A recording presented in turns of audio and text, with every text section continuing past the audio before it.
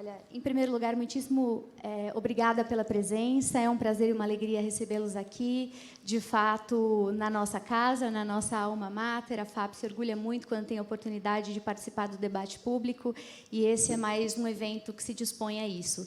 Queria agradecer a gentileza sempre muito sensível do Talhaferri, alguém com quem eu já trabalhei outras vezes e por quem eu tenho uma admiração e um carinho profundo e verdadeiro. Queria agradecer aos nossos painelistas por dispor do seu tempo e da sua energia para falar conosco sobre um tema tão pantanoso e difícil, mas também tão importante. E a vocês pela presença, muito obrigada. A gente sabe que no mundo dos recursos escassos, tempo é sempre um dos mais importantes, então saber que pudemos contar com a escolha de estar aqui é para nós um prazer muito grande.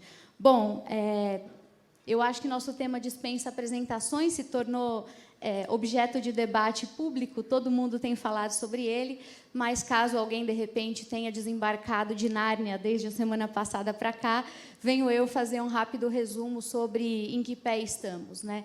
A relação entre Brasil e Estados Unidos é, como vocês sabem, uma das relações mais importantes e estruturantes, não só do ponto de vista econômico, comercial, mas também diplomático do Brasil. Ano passado, a relação celebrou 200 anos de continuidade.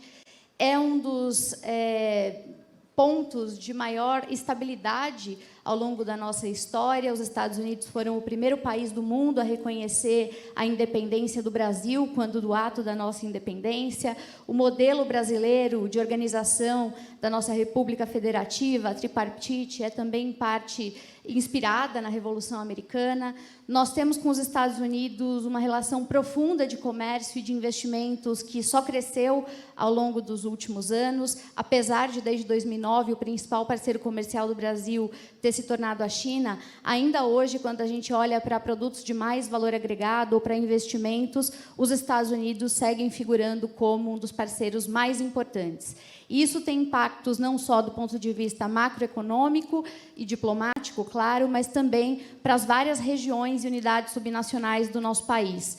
Estados como São Paulo, por exemplo, tem sido um dos mais afetados pelas decisões recentes, por concentrar aqui grande parte dos interesses, né, que dizem respeito a esse fluxo de comunicação e de troca, assim como outras regiões do país, setorialmente ou regionalmente definidas, assim também impactadas. Então, esse é um painel com o objetivo de explorar um pouco, não só o entendimento sobre como essas decisões recentes afetam esses setores e essas regiões, mas também pensar um pouco sobre como a gente pode construir uma saída, talvez, inteligente e menos danosa para todo mundo. O Brasil foi, desde julho, um dos principais afetados pela política do tarifaço do presidente Donald Trump nos Estados Unidos. Nós pertencíamos originalmente ao que se costumava chamar de cota mínima. O Brasil tinha sido originalmente taxado, desde o dia da libertação, em 10%. Eu sempre brinco com os meus alunos, digo que nos corredores de Washington o pessoal nem queria muito discutir o Brasil, eles diziam, vocês são o pessoal dos 10%, não foi nada, né?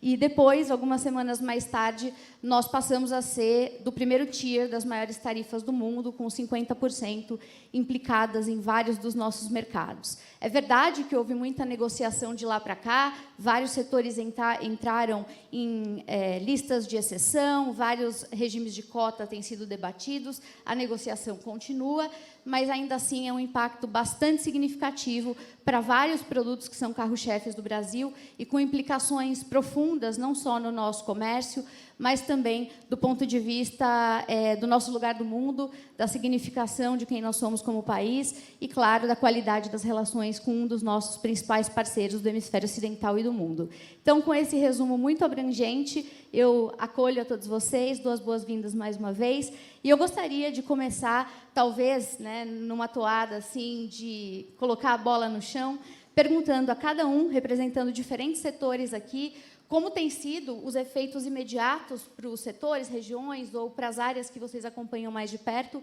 em relação às consequências e ao momento atual em que a gente se encontra. Vou começar de lá para cá e depois a gente vai explorando mais, do ponto de vista aprofundado, os segmentos em específico.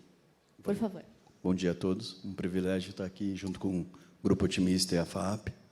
Muito obrigado pela presença de todos aqui, dos demais palestrantes. para a Brasca, as medidas de comércio afetam de maneira muito desigual nossas associadas. Algumas associadas conseguiram reverter as medidas, né?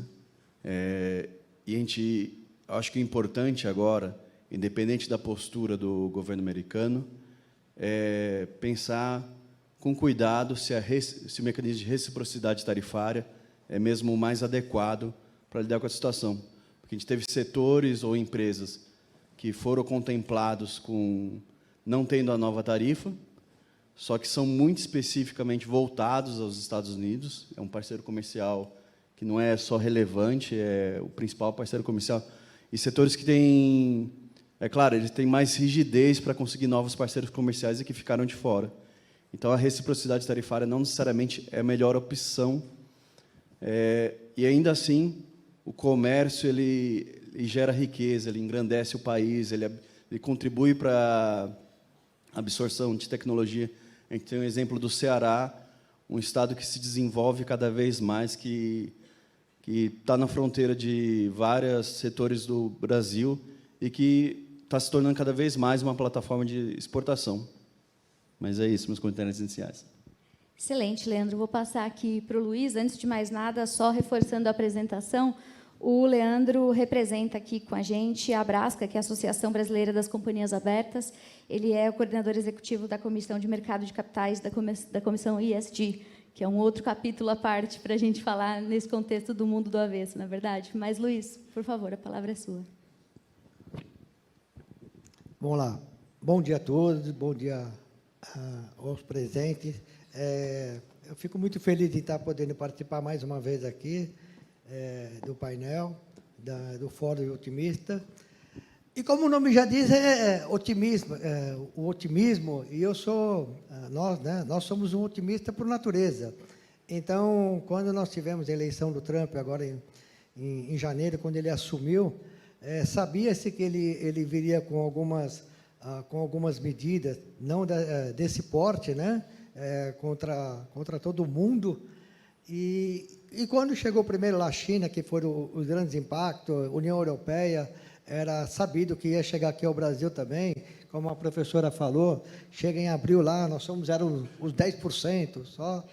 E, na minha visão, aí depois vem lá os 50%, e aí? Como é que vai ficar a parte do nosso desenvolvimento? Eu sempre falo que, a partir do momento que nós temos são nos imputados algumas obrigações, o brasileiro, por si só, ele já vai procurar aonde ele pode ter uma oportunidade em cima disso.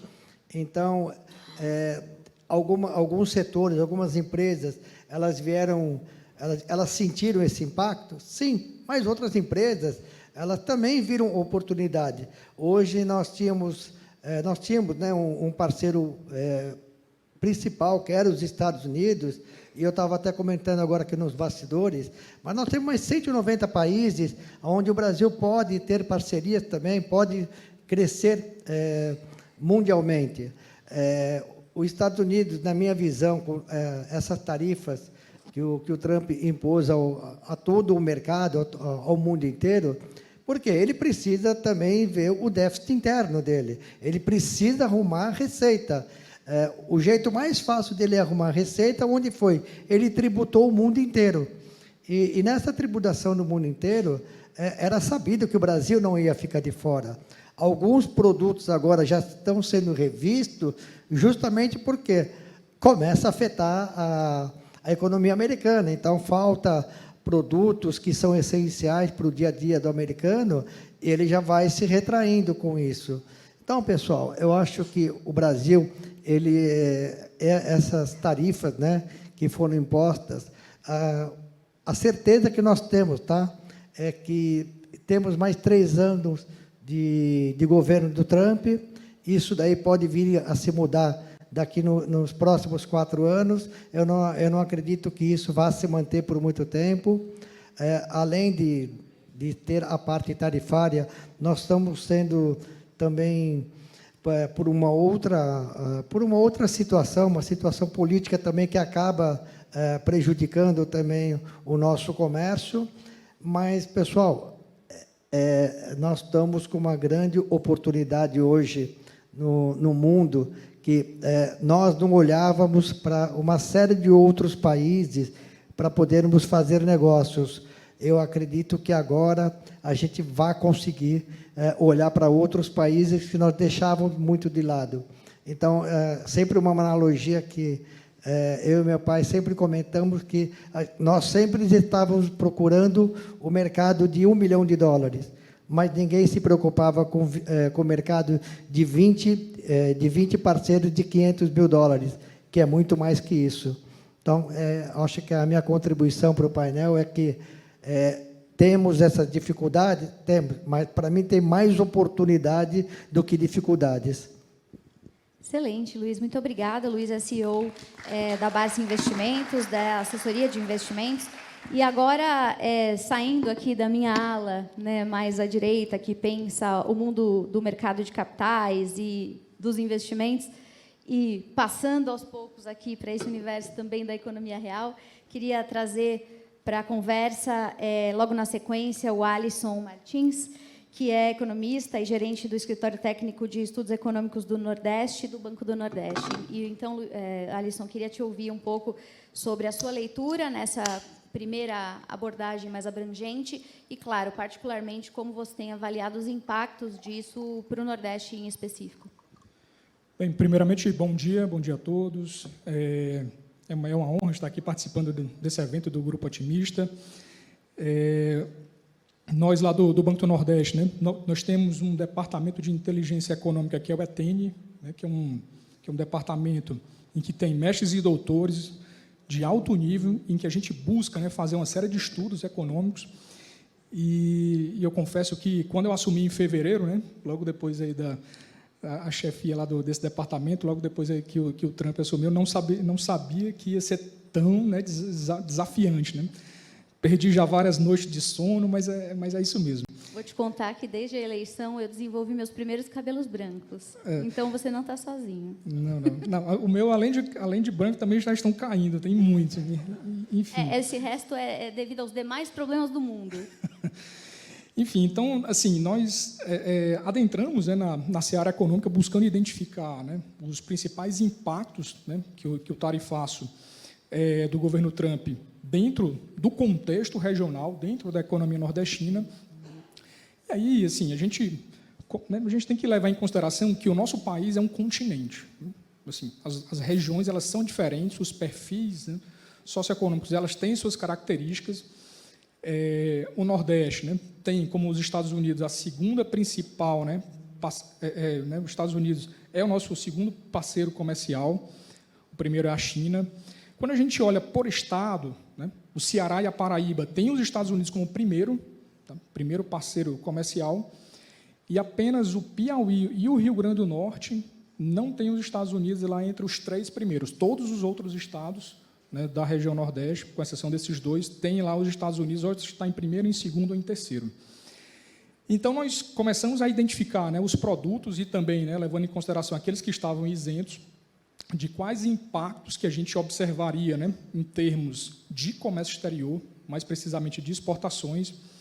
E o que nós observamos né, através de cálculos, né, utilizando uma técnica de elasticidade de preço da demanda, né, de produtos exportados, até aproveitando um estudo já realizado anteriormente pelo IPEA, que é o seguinte: utilizando de um cenário mais provável, até de um cenário mais pessimista, o que a gente observa é que o comércio exterior, mais especificamente as exportações do Nordeste, pode ser impactado em até 30% em razão do tarifaço.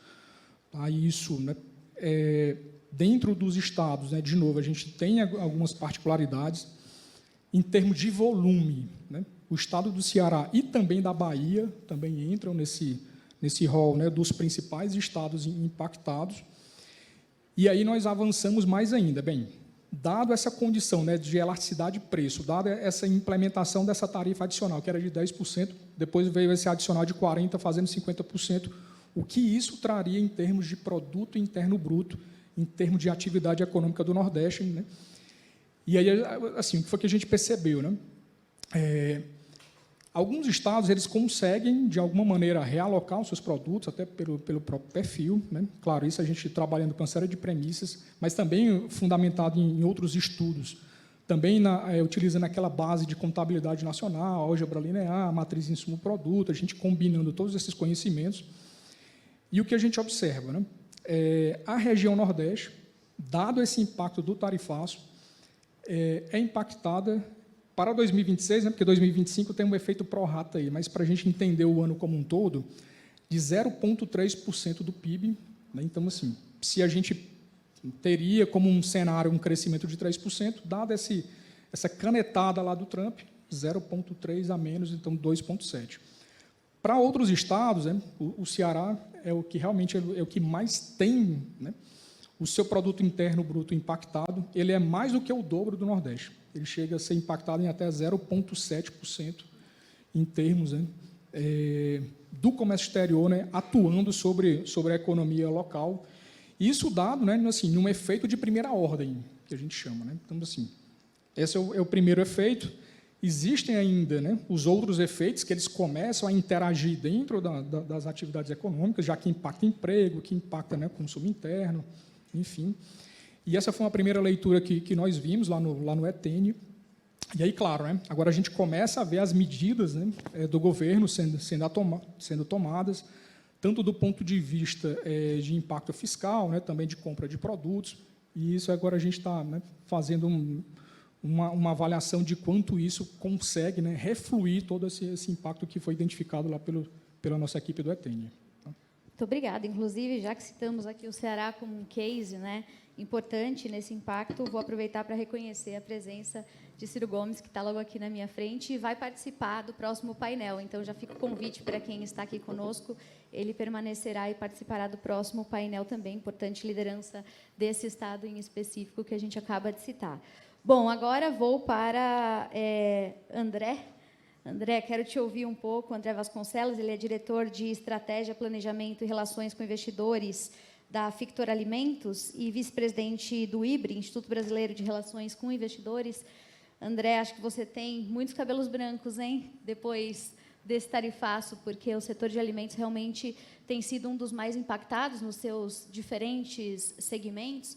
Então, queria te ouvir um pouco sobre como está essa organização pós-tarifaço, como que o setor tem se organizado nesse sentido. A gente sabe que é um setor bastante heterogêneo, né, que vai, enfim, da carne ao café, passando por uma série de fases e de etapas de manufatura, inclusive, mas não deixa de ser um dos grandes diferenciais do Brasil. O Brasil que é, além de o campo da energia, um país importante também no campo dos alimentos, é um dos provedores de segurança alimentar do mundo.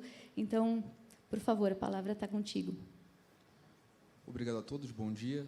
Agradeço a professora pela moderação e pela introdução. São pontos importantes. Quando a gente vai tratar sobre economia real, talvez as reflexões são um pouquinho mais aprofundadas. Quando a gente pensa sobre o tarifaço, normalmente a discussão transborda os aspectos tributários, econômicos e vai para um olhar sociopolítico, geopolítico. Mas, quando a gente imagina a geração de emprego e renda, a situação é um pouco diferente. Eu vou citar um caso para vocês. Né? No setor de proteína animal, é muito comum entender que a cadeia é uma cadeia muito concentrada na mão de poucos e grandes produtores no Brasil. E esses produtores estão basicamente focados na exportação. Entretanto, numa eventual restrição a produtos brasileiros em territórios como o americano, essa produção, no primeiro momento, ela tende, claro, havendo plantas cefadas, né, frigoríficos que possam escoar essa produção para outros países, e isso pode, naturalmente, ter ali um reequilíbrio, né, dentro dessa cadeia de exportação. Mas é bem natural que ocorra ali um aumento dessa oferta de produtos no mercado nacional. E isso, sem sombra de dúvida, essas grandes marcas consolidadas causam ali uma pressão maior sobre a margem desses produtos. No primeiro momento, para o consumidor, isso pode impactar uma redução de inflação, porque eu vou ter um preço menor pelo aumento de oferta desse produto no mercado nacional.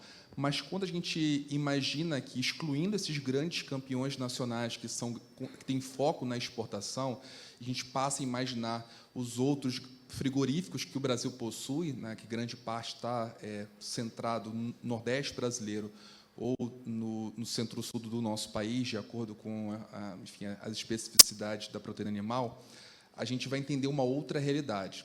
Esses frigoríficos estão basicamente em municípios onde ou o trabalhador ele está alocado naquela indústria, naquele frigorífico, ou ele recebe um Bolsa Família. Aquele frigorífico em pequenos e médios municípios do Brasil, que estão em áreas mais ingratas, eles são, em boa parte, a fonte principal do PIB local. E quando eu percebo, né, quando a gente percebe um aumento da produção sendo escoada no mercado nacional, esses pequenos e médios frigoríficos têm um impacto que, aparentemente, enfim, para uma reflexão mais ampla e genérica, não teria um impacto direto, mas ele, de fato, tem um impacto direto. E um outro ponto que eu trago para vocês é que esse pequeno e médio frigorífico, que está aí atendendo a uma demanda regional, eles são frigoríficos de produtos resfriados, onde eu não consigo ter uma gestão mais eficiente do estoque ou alocar isso até no mercado para exportação. São produtos ali com algumas especificações que precisam necessariamente terem um escoamento para o mercado nacional e no curto prazo. Então, sem sombra de dúvida, há um impacto direto nos pequenos e médios frigoríficos. Eu não vou tratar somente da proteína animal. Quando a gente olha a agricultura familiar ou a agricultura de uma maneira geral, a gente tem percebido hoje que, em meio a momentos, agora acabou de ter uma colheita de safrinha, né, uma safra intermediária, mesmo a gente tendo ali expectativas de recorde nessa safrinha, muitos produtores optaram pela não colheita, porque colher o produto tem um custo que é superior do que eu deixar o produto apodrecendo no próprio pé. Então, quando a gente trata, como a professora falou, sobre segurança alimentar, sobre, enfim, uma série de outros quesitos aí que envolvem a geração de emprego e renda, é importante a gente pensar também no pequeno e médio produtor e de que forma o governo e a sociedade têm pensado em transformar um momento de crise em oportunidade. É claro que a gente tem um grande mercado consumidor mundial, que é o mercado norte-americano, mas é importante que o mercado brasileiro possa se reinventar e melhorar também os seus aspectos de competição. Como que eu consigo levar o produto nacional e desenvolver, né, plantas que possam ser cefadas para outros continentes, o africano, o Oriente Médio e o próprio continente asiático. Então, essa reflexão eu acho que é importante para a gente ter ao longo desse painel. Obrigado. Excelente, André. Sabe que me fez lembrar uma conversa que eu tive recentemente com o Roberto Perosa, que é presidente da ABIEC, né, a associação que cuida do setor de carne e que foi uma das grandes impactadas. E ele me explicou uma dinâmica que, para quem não está assim no dia a dia, talvez seja difícil de compreender. Muita gente pensa assim, bom, redireciona o produto para outro mercado, né? Mas não é bem assim, porque boa parte, no caso da carne em específico, que era exportada para os Estados Unidos, vinha de cortes muito particulares que são direcionados à produção de hambúrguer e que, portanto, não são absorvíveis em outros mercados, porque não há uma tradição, um consumo, enfim, o hábito constituído. Então, não é tão simples assim, né, fazer o processo de diversificação, porque tem a ver justamente com essa lógica de que nem tudo é complementar. Então, achei muito importante isso que você nos trouxe.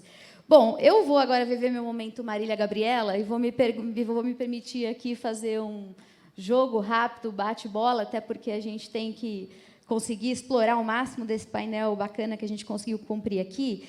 E eu vou voltar, conforme eu fui ouvindo cada uma das intervenções, me vieram à mente algumas questões que eu acho que são as questões de fundo mesmo nesse debate, que são as perguntas difíceis de responder. Então, me deram o privilégio da palavra, eu vou passar para vocês as perguntas difíceis. Eu vou começar justamente refletindo um pouco sobre isso com o Leandro, né, Leandro? A gente tem ouvido com recorrência nesse processo de debate sobre como reagir diante do tarifaço, quais seriam as opções para o Brasil, como deveria se comportar o governo, o setor privado e tal.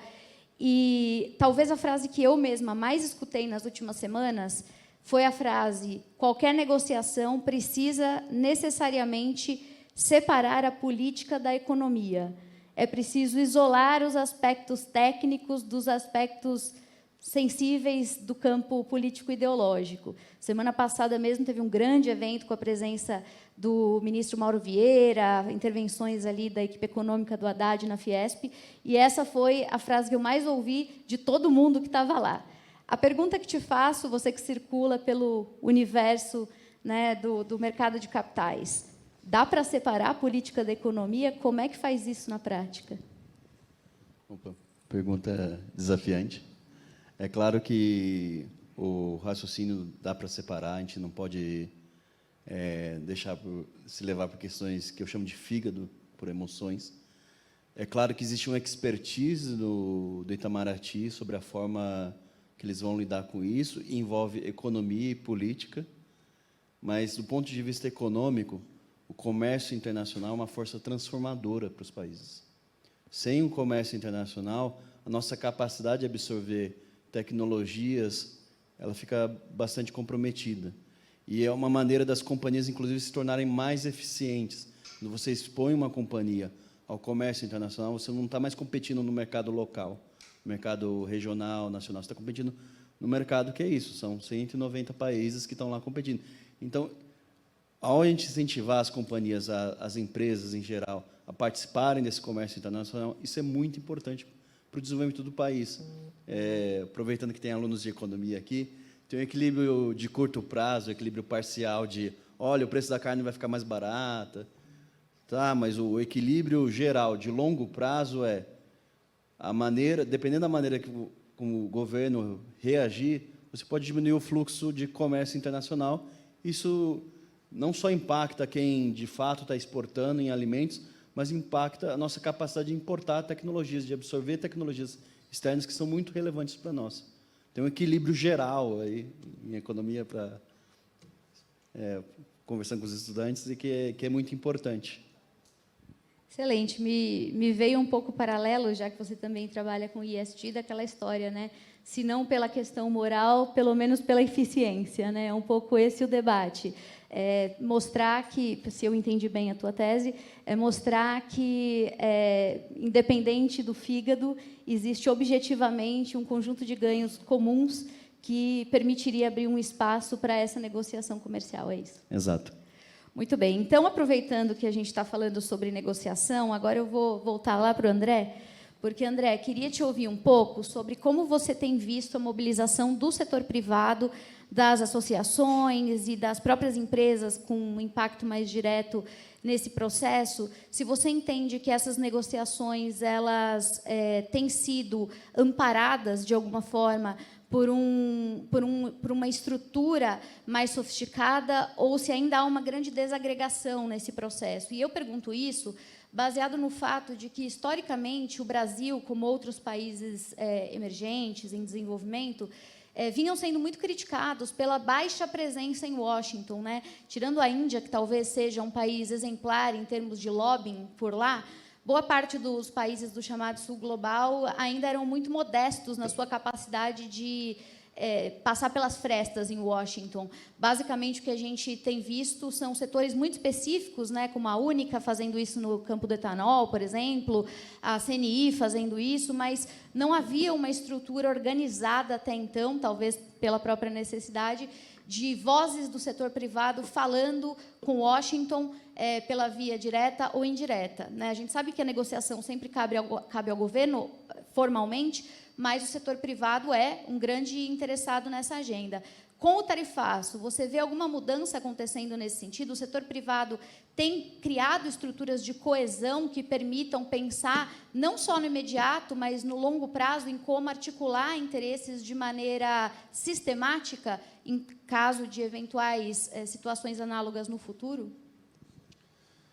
Bem, professor, eu acho que, para a gente traçar uma reflexão importante sobre esse tema, é importante trazer um outro conceito. Sei que esse painel é um pouquinho mais chato do que o anterior, que é sobre comunicação, e os alunos também gostavam muito mais do audiovisual do que falar sobre tarifaço, né? O nosso está parecendo uma peça de ficção também. Exato, também. Mas o que eu queria trazer para vocês? Às vezes, uma avaliação, é possível separar essa questão política e econômica. Tem um conceito também na economia, que é o ceteris paribus, que a gente mantém tudo mais constante para fazer uma avaliação específica de determinada variável. Isso é teórico, isso é utópico, né? Para o mundo real, a gente precisa entender o xadrez, o dinamismo, as relações de poder e como isso pode impactar, direto ou indiretamente, no curto, médio e longo prazo, cada uma das variáveis e cada cenário que a gente vive.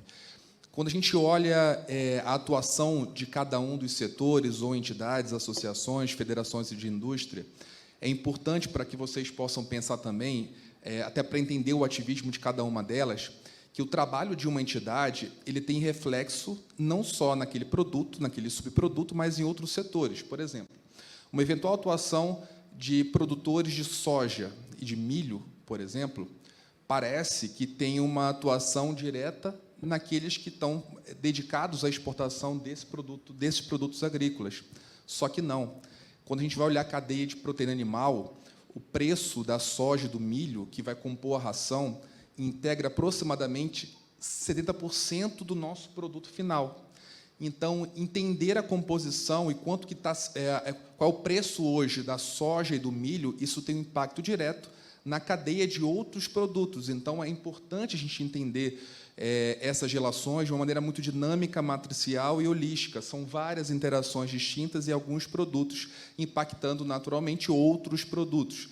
Existe o ativismo de algumas entidades de mercado, algumas associações, entidades de classe, federações, enfim.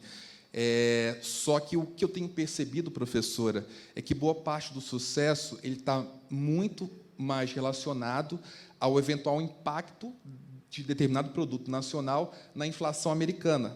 Então, na medida que aquele produto ele tem um apelo importante para a mesa do consumidor americano, há uma relevância maior de discutir uma revisão, uma reflexão sobre aquele tributo por um impacto americano. Essa é uma discussão puramente egoísta. Então, atrelar, muitas vezes, um protagonismo ou uma eficiência de um ente nacional a um determinado sucesso de uma revisão de tributo tarifária, parece que é ali um apelo, um lobby, uma força de pressão mais incidente, importante. Mas, muitas vezes, é um olhar deles também para entender o peso daquele produto, como foi o caso da laranja, no próprio mercado nacional. Então, eu trago para vocês, quando forem acompanhar as próximas discussões envolvendo essas questões tarifárias, primeiro, o valor de determinado produto dentro de uma cadeia maior, como foi o caso que eu tratei em relação à composição da ração.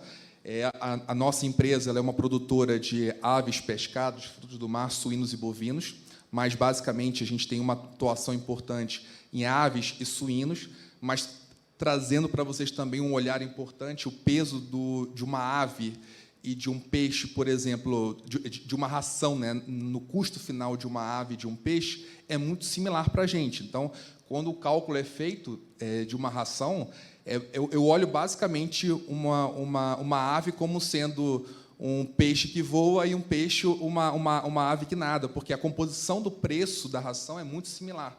Então, como dizem por aí, é tudo milho, né? Exato, exato. É uma composição muito clara para a gente. Então, entender a fonte, né, quanto que esse preço, a eficiência que esse produto está tendo na distribuição no mercado nacional e global, para a gente é importante por uma dinâmica da cadeia de suprimentos. Então, o olhar principal é uma alocação eficiente da própria cadeia de insumos, de suprimentos, e como o governo pode também atuar com uma política de subsídios e outras políticas governamentais para melhorar a competitividade dessas empresas.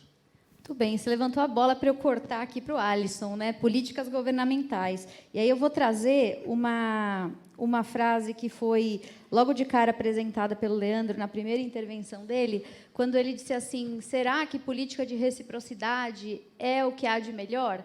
Ele deu a pista de que ele não acredita nisso. E muita gente no Brasil não acredita nisso. Acredito que até o próprio governo tem sido hesitante em adotar a política de reciprocidade, por entender que, embora existam mecanismos formais que permitam esse tipo de caminho, ele pode virar uma espécie de tiro que sai pela culatra, e aí, pensando egoisticamente, esse é o desafio, já que pode gerar pressão inflacionária no Brasil, além de desagradar vários setores, né, tem um cálculo que precisa ser feito, não só pela dinâmica dos custos que vão ser agregados aqui no nosso país, mas também, claro, politicamente pensando, num país que vai passar por eleições em breve. Eu queria te ouvir, né, pelo ponto de vista econômico, técnico, pela sensibilidade de quem está todo dia fazendo pesquisa disso. Política de reciprocidade deveria ser a última das opções para o Brasil ou é uma alternativa? Olha, assim, pelo o cenário que está montado, né, assim, todas as cartas têm que estar na mesa, né, elas devem estar sempre sendo consultadas e verificadas e avaliadas, mas eu confesso que a política de reciprocidade, ela tem que ser a última da fila, né, o que a gente enxerga, né, que o movimento diplomático, né, ele tem que ocorrer, né, tem que ser, né, insistente, né, persistente, porque, sem dúvida, assim, se ocorrer, né, uma medida de reciprocidade, ela descalibrada, isso pode trazer, né, um impacto inflacionário gigantesco. E, aproveitando, né, o que foi até falado agora no início da segunda rodada, né, aqui a gente já percebe, viu, pessoal, assim, na questão de curto prazo, já tem alguns itens já com redução de preço, né? A gente, só para vocês terem ideia, né, o Nordeste, é bem provável que, quando sai o IPCA, agora na quarta-feira, o Nordeste seja a primeira região que entre né, no limite lá da inflação, que é de 4,5%. Já saiu o IPCA 15, agora, semana passada, e enquanto que o Brasil estava lá em 5%, o Nordeste estava em 4,6%. Né, e isso, a gente já vê alguns itens, como, por exemplo, frutas, né? A fruticultura, ela tem uma questão muito séria da perecibilidade, né? Então, os produtos eles têm que ser realocados nos mercados de uma maneira muito rápida. E os preços, por exemplo, de manga no Nordeste já caíram 20%. Né? Outras frutas, de uma maneira geral, pescados também já começam a ter uma redução de preços. E isso, né, vai trazer, né, para a região Nordeste, bem provável que já seja a primeira região aí a chegar nesse patamar de preços, né, de inflação aí dentro da meta. E aí, se você tomar, né, uma medida de reciprocidade, isso vai, de novo, né, bagunçar todas as variáveis, né, jogar custos para cima, custos empresariais, né, custo de vida das famílias, e isso, sem dúvida, aí pode trazer mais problemas do que, efetivamente, a gente trazer algum resultado mais efetivo para a nossa economia. Excelente. Então, a boa notícia é que é tempo para o ceviche, pescados com manga. Muito bem. Eu vou passar agora, Luiz, para você. Queria te ouvir sobre um aspecto que você trouxe à mesa, né, à baila, que é a questão da diversificação. Sempre aparece como uma alternativa para o Brasil, não depender exclusivamente, né, de um parceiro, ou reduzir essa dependência, e entender isso como uma janela de oportunidade para, como diziam as nossas avós, né, não colocar todos os ovos na mesma cesta.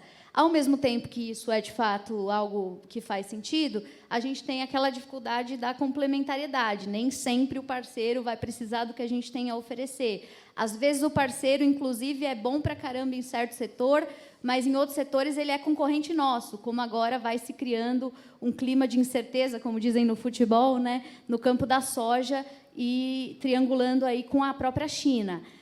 Pergunto, do ponto de vista da sua análise, da análise dos interesses que você acompanha e representa, quem são os países que a gente tem que manter no radar para dizer, olha, ali tem jogo, ali talvez valha a pena trabalhar em uma relação de aproximação mais profunda? Difícil uma resposta assim, quantificar o país, né? Eu acredito que a região. Então, se nós pegarmos a União Europeia, ela é um parceiro significativo. Países aqui da América do Sul são parceiros tradicionais e significativos. Alguns países aqui lá da região do Caribe também, eu acredito que a gente tenha bons negócios. O continente africano, ele é um continente que o Brasil pode se beneficiar. Mas, assim, Fê, eu acho que quantificar o país ou tentar mostrar o quê, entendeu? É difícil, mas eu acredito que eu falo muito a questão do brasileiro. Quando o brasileiro ele se vê com uma dificuldade, ele tenta ver naquela dificuldade a oportunidade. Então, além da soja, eu acredito que um mercado que vai ser muito disputado é o mercado do café, entendeu? Nós temos grandes exportadores para os países que também eles estão sendo pressionados. nós sabemos que o nosso café ele é muito privilegiado, entendeu? Na parte de proteínas, nós temos extensas terras onde os nossos produtores, nossos criadores, eles conseguem ter hoje uma tecnologia a um custo onde não vamos depender somente de um país. Nós conseguimos ter preço, falando português claro, né? Nós temos preço para poder entrar em qualquer negociação. Vai ter situações onde há países que são nossos concorrentes, tá? E o que a gente pode oferecer para eles que não faça parte daquele produto que vamos ter concorrência? Então, nós temos hoje tecnologia muito avançada. Então, tivemos recentemente, até na própria negociação do setor aéreo, o presidente da Embraer foi lá, negociou isso, mas não vai pensar que os Estados Unidos ele zerou a tarifa porque eles foram bonzinhos. Não foram bonzinhos. Eles dependem do nosso produto. O maior produto de exportação, de importação deles para o setor é um produto brasileiro, é a Embraer, fornece todos os jatos de pequeno porte, de médio porte. Então, assim, quando ele ia prejudicar o negócio dele. Então, eu sempre tenho essa visão que o americano...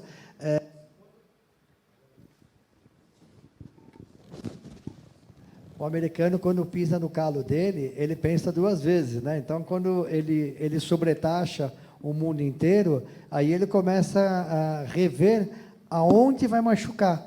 Então, eu acredito que, olhando num todo, Fê, eu acho que o Brasil ele pode, na minha visão, ele sair muito fortalecido desse tarifaço. No mercado financeiro, a gente comenta muito isso. Todo aquele empresário que buscar uma proteção, fazer um hedge do seu produto, ele consegue passar isso.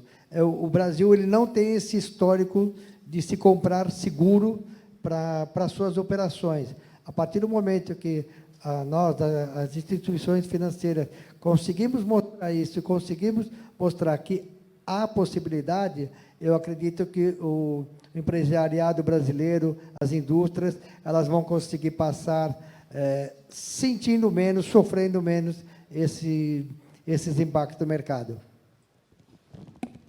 Bom, estou acompanhando o correr da hora, que passa muito rápido, e daqui a pouco Ciro Gomes vem aqui me tirar desse palco, porque já estou atrasando a entrada dele, embora a conversa esteja muito boa. Então, para a gente se manter aqui no nosso fluxo de horário, eu vou para a minha intervenção final e vou pedir para que cada um seja bastante breve, apesar da pergunta ser difícil. É a mesma pergunta para todo mundo. Eu estava aqui pensando sobre essa ideia de a gente fazer parte do Fórum Otimista, né? E o clichê é perguntar, bom, e aí? Deixa a mensagem otimista para o futuro. Mas eu vou fazer um pouco diferente. Eu lembrei de uma frase que é atribuída ao presidente FDR, né, o Franklin Roosevelt. Ele é um dos grandes presidentes da história americana, um dos únicos a permanecer no cargo por quase 12 anos, uma figura que atravessou a crise de 29, guerra mundial, reorganização financeira, né, econômica do país e tal. E, quando ele foi perguntado uma vez sobre o que é o otimismo, ele deu uma resposta muito boa. Ele disse o seguinte, que otimismo tem a ver com a seguinte ideia, de que o limite para a realização do amanhã sempre depende das dúvidas do hoje. Ou seja, só dá para ser otimista com o futuro se a gente tiver clareza hoje sobre quais são as perguntas que precisam ser respondidas. Então, eu encerro a nossa participação convidando a cada um de vocês que compartilhem com a gente qual é, em relação a esse tema da relação Brasil-Estados Unidos e dos desafios que a gente está tratando aqui, a dúvida que, nesse momento, te tira o sono, te incomoda, porque é só pensando nessas dúvidas que a gente vai poder fazer escolhas que nos levem a um lugar mais otimista. Vou começar, Leandro, por você. Obrigado, Fernanda. Bem, o Brasil ainda é um dos países mais fechados do mundo. A gente pode ver esse movimento dos Estados Unidos como uma oportunidade contaminado aqui pelo otimismo do Bassi e do próprio Fórum Otimista, como uma oportunidade para a gente buscar outros mercados, fazer mais acordos de livre comércio com países asiáticos. Tem aquele círculo que, se você pega Japão, Coreia, China, subcontinente indiano, Indochina, Indonésia, você tem mais da metade da população global está naquele círculo. Isso é um potencial enorme para o mercado brasileiro. O Brasil, de fato, é o celeiro do mundo e há muita coisa a ser explorada ainda pelo país. Então, a sua dúvida é sobre como o Brasil se abre mais e diversifica mais, é isso? Exato. Oi, agora voltou aqui. Te demos voz de volta. Eu acho que eu vou até ser repetitivo, né? Eu acho que, diante das dificuldades que nos são impostas, o brasileiro ele é muito eficaz. Ele vai encontrar enormes oportunidades, como todos os nossos parceiros aqui. Então, assim, nós temos oportunidades no mundo inteiro. São 190 países, no mínimo, onde a gente pode mostrar novos produtos, novas fontes de comércio. Então, pessoal, acho que essa situação onde o Trump ele impõe essa restrição ao mundo inteiro, há de ser visto que o mundo inteiro está se mexendo para não depender somente de um mercado. E quando você não depende somente de um mercado, a chance de dar certo é muito grande. Então, ali a gente começa com a dúvida, vai o Brasil se abrir? Aqui vai o Brasil se abrir para onde? Para o mundo inteiro. Alisson, sua dúvida sobre o que vem aí pela frente. Na verdade, assim, eu acredito muito na capacidade, né, e na resiliência, no nosso caso, do nosso povo nordestino. Vou até aproveitar um pouco da literatura, né, um pouco do Euclides da Cunha, fazer uma adaptação do sertanejo para o nordestino. Antes de tudo, é um forte. E temos assim, muita confiança, né, em superar, em nossa capacidade transformadora, em encontrar saídas, encontrar soluções aí para esse cenário.